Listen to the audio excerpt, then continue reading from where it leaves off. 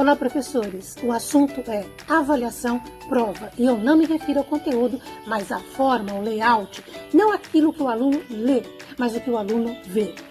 Há erros muito grandes na confecção de uma prova que pode, sem dúvida, interferir até no resultado que o aluno vai colocar nessa prova. Por exemplo, um blocão de texto como este.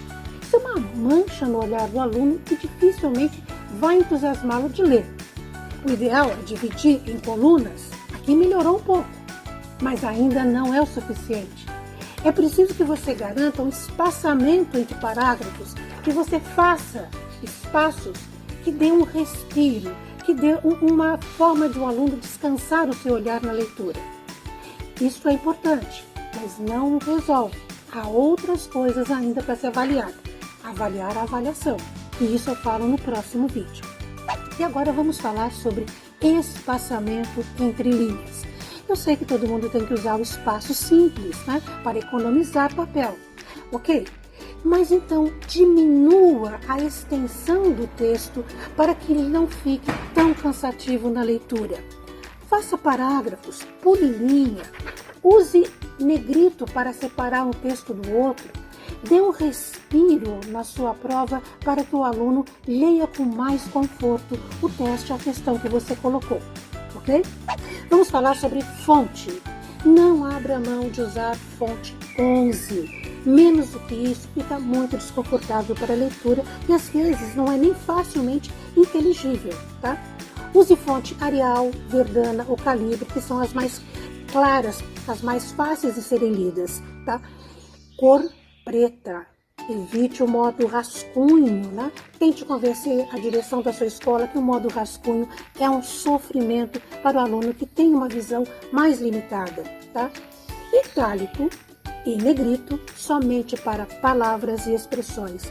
Nunca use itálico ou negrito em linhas muito longas e muito menos em parágrafos, ok?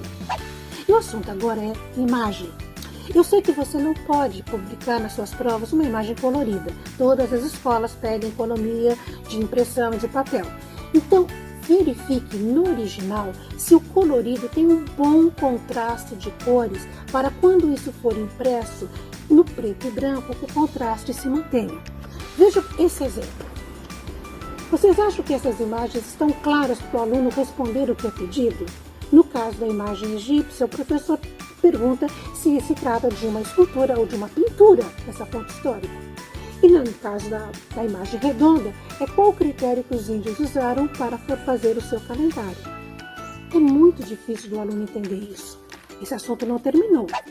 E agora, pensando numa prova de história, que a imagem é um documento histórico, aí o papel é outro, é mais importante ainda. Lembre, não distorça a imagem em hipótese alguma. Estreitá-la ou alargá-la por causa do espaço que você tem.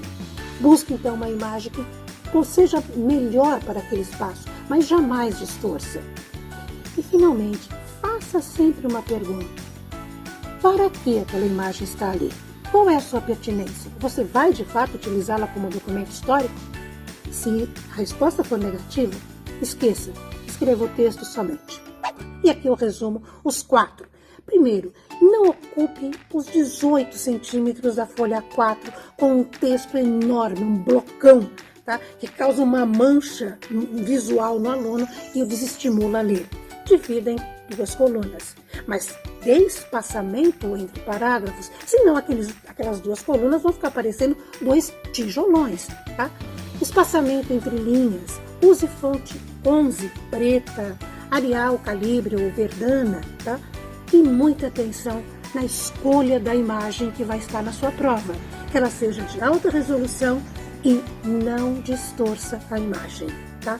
Imagem documento histórico e assim deve ser tratada na sua prova. Uma boa avaliação para você e para os seus alunos.